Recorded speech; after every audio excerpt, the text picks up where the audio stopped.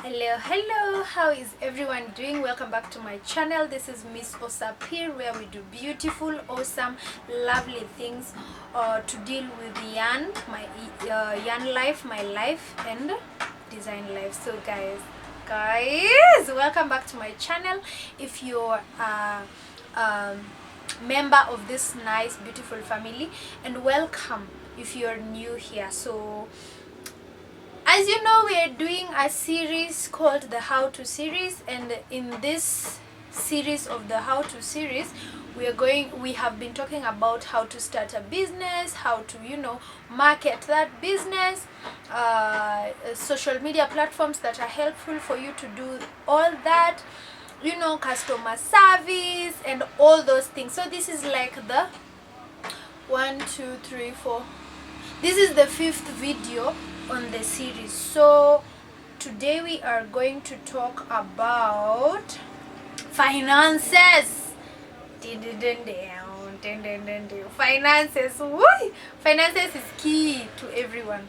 But before we go to finances, guys, let us just acknowledge the smooth sweater, guys. This sweater is like heaven.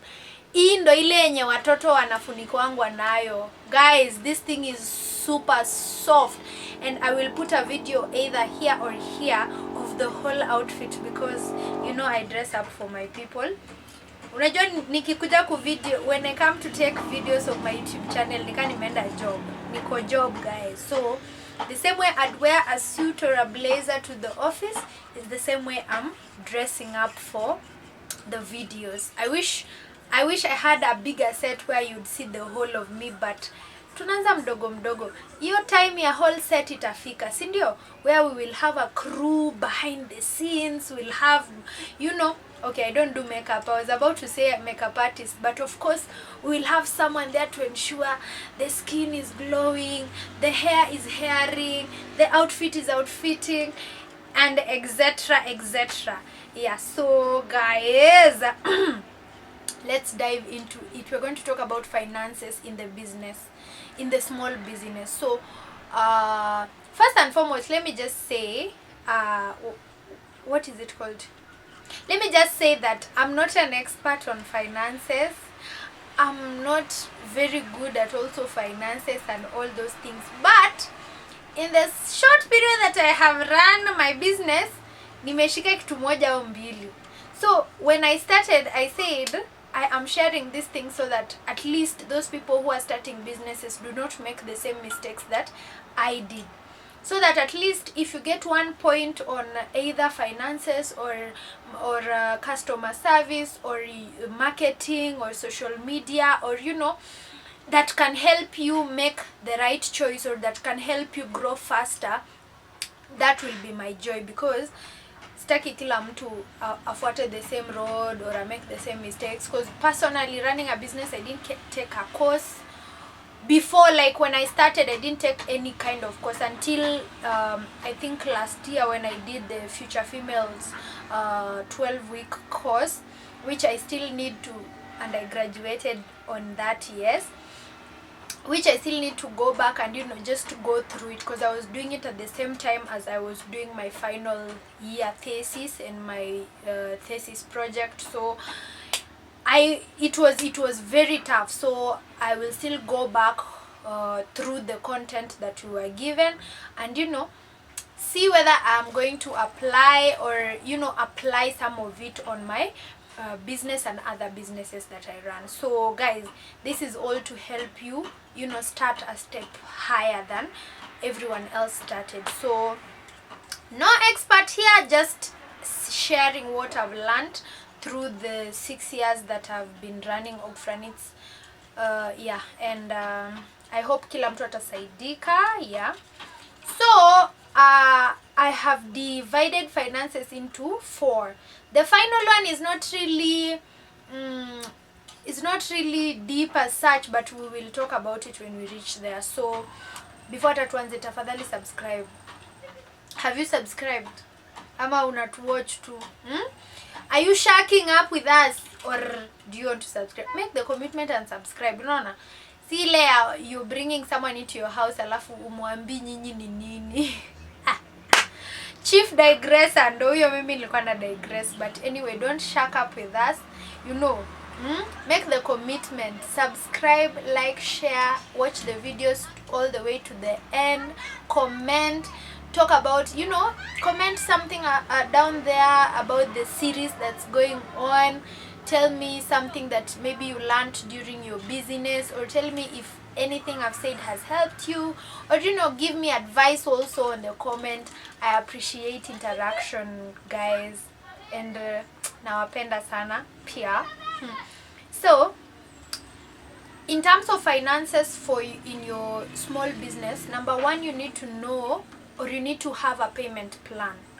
So under payment plan, of course, we are going to talk about more things, but we're going to connect it with number 2, because number 2 is payment mode, so zinafuatana. But payment plan, number 1, a payment plan is a system through which, or an order that a client goes through so that they get the item that you're selling them or you're making them.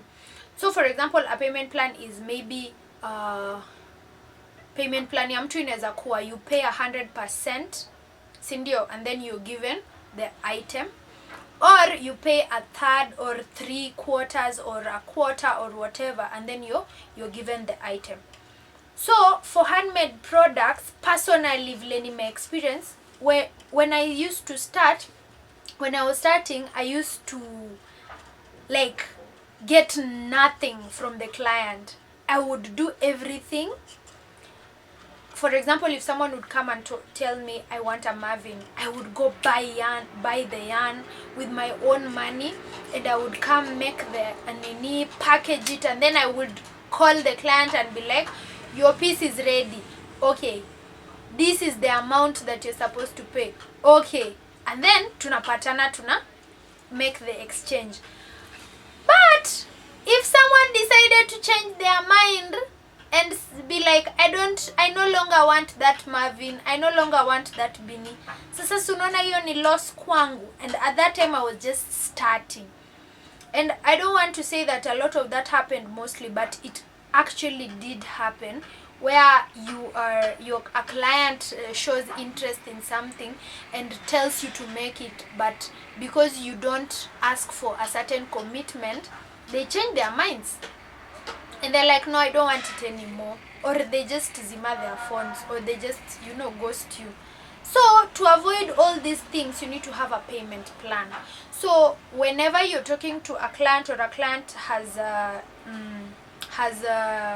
inboxed you or DM'd you or shown interest in a piece that you need, I took you through in the previous video of customer service. I took you through the process in which you're supposed to interact with the client. Then mwisho kuna payment plan. So on that payment plan, waambie this is how we do this is our payment plan, sindio.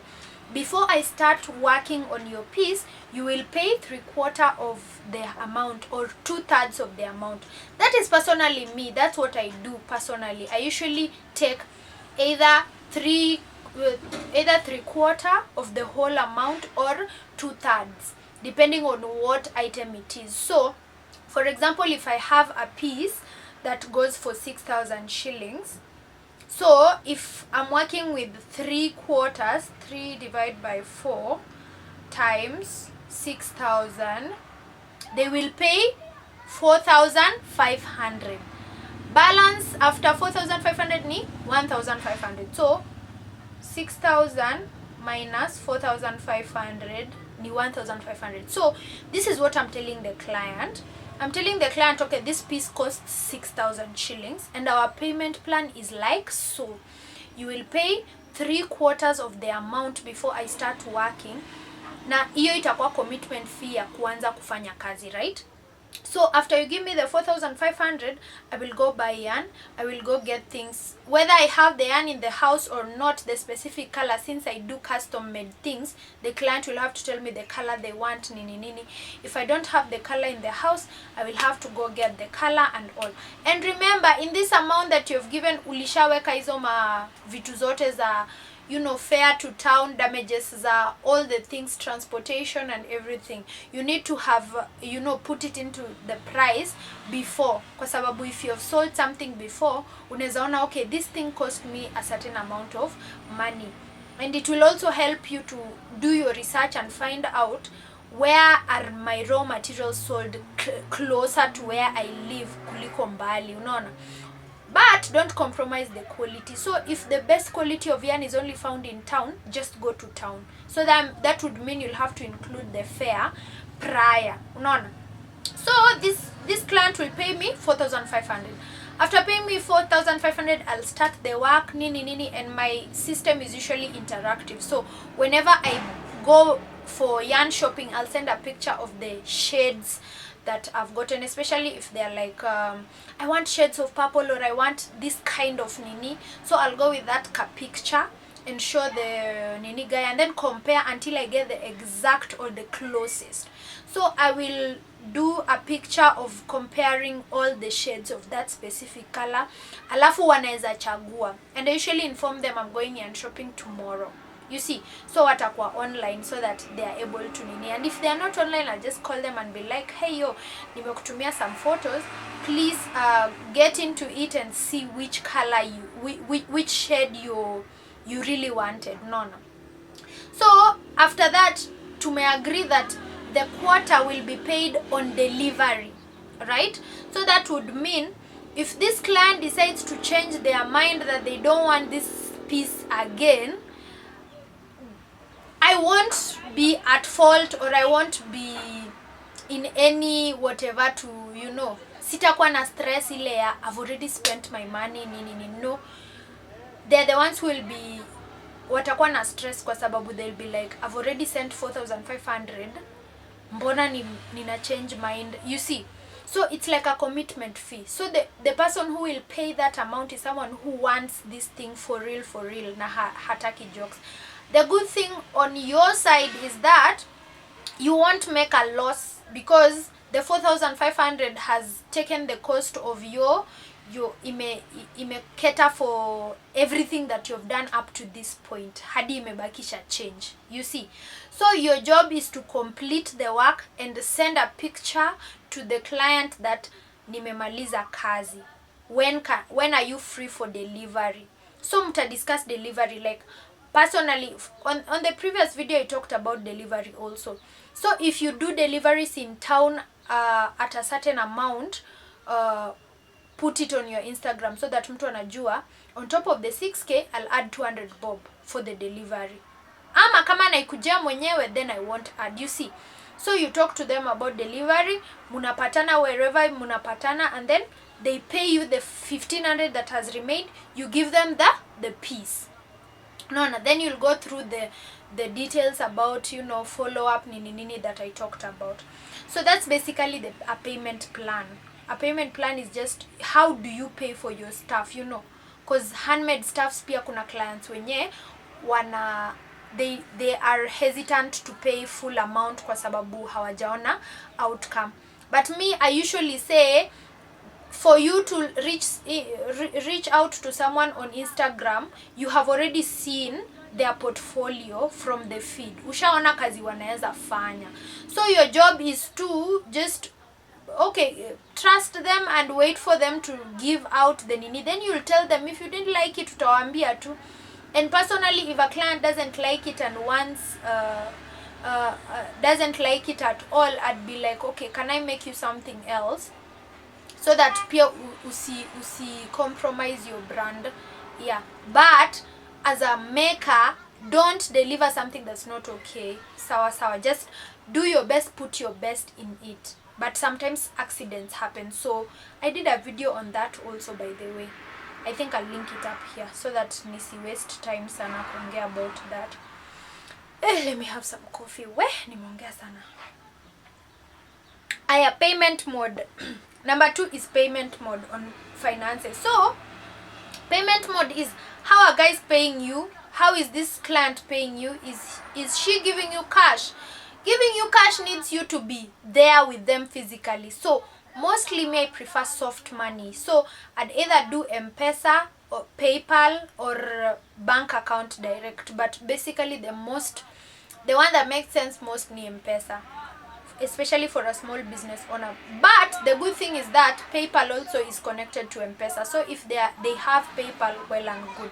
If they don't have PayPal, do M-Pesa, then you'll send the money to your PayPal if you want to.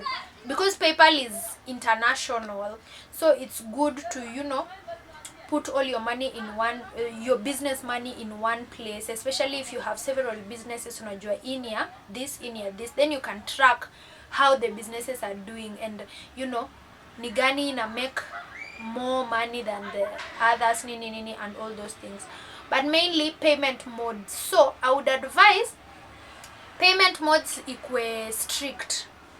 Unaona, like kama ni M-Pesa ni M-Pesa, kama ni you have a pay bill number or a till number, well and good, but just have a payment mode that works for you. Personally, me, I use M-Pesa and PayPal, but most people don't have PayPal, so mostly I use M-Pesa. And then the next one is finance itself. Like pesa ikiingia kwa account yako, what do you do? So what my rule is usually the money that a client pays, wacha iyo pesa ndo isort capital, isort the money for the uzi, isort the money for everything, delivery, nini, and then profit yako uweke kando. So kwa hiyo profit sasa ndo you can decide what percentage do you want to pump back into the business, or what percentage you want to enjoy and use or save. So mimi I wouldn't want to share what I usually do with Nini, but I would want to ask a small business owner to put these 3 things in mind. You need to reinvest in your business. Number 2, you need to save. Number 3, you also need to enjoy, because wezi work hard to hivi and then you don't even buy yourself one bar of chocolate or pay bills or something like that. So I would say if you're a small business owner, major mainly on reinvesting in your business. So how can you reinvest in your business if you're doing a yarn business? For example, if you made a profit of maybe 2,000 bob. So you make a profit of 2,000 bob, you say 500 I will save, and then 500 I'm going to use, and then 1,000 I'm going to reinvest. How can you reinvest? You can buy more hooks, you can buy more knitting needles, you can buy more yarn, so that next time when a client comes and is like, I want a topia mustard, maybe you have mustard yarn, so it will save you time.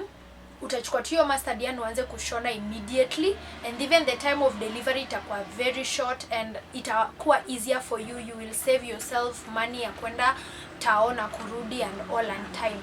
So that's how you can reinvest your money back. And mainly small businesses reinvest a lot before you start getting enough profit ya enjoy yourself with. But that's business, by the way. Business, being self-employed, unawakingi 24/7. Being employed, unawak 8 to 5. Being self-employed, it's 24/7. So ukuanza biashara ndo ulale, ndo relax. Alafu saving is also important, and the 2 last points za finance and saving, it's just about your own discipline, because I know most of us were not taken through the saving culture growing up, and also it is a little bit difficult to start and maintain the discipline and all. But you can actually just decide to start with a small amount, continue hivo, and utajipata chilling with the big boys, having big bags and all. So that is basically all about finance that I can share with you guys, because I'm not a finance guru. I'm not the best at saving. I'm not the best at doing all these things, but I'm also just learning. And you can also read books on finances, because mentality yetu as African people, or as just generally how we run our businesses, mentality yako inaweza kuwa too changed and blown away at how little, yani umekuwa ukithink too little kabisa. So read books, research, do a lot of things. Look at these millionaires. Kwani what do they do that you don't do? Start doing those things that they don't do. Ndo we pia at 10 a.m. you're golfing after uliamka 3 a.m. Bye bye guys.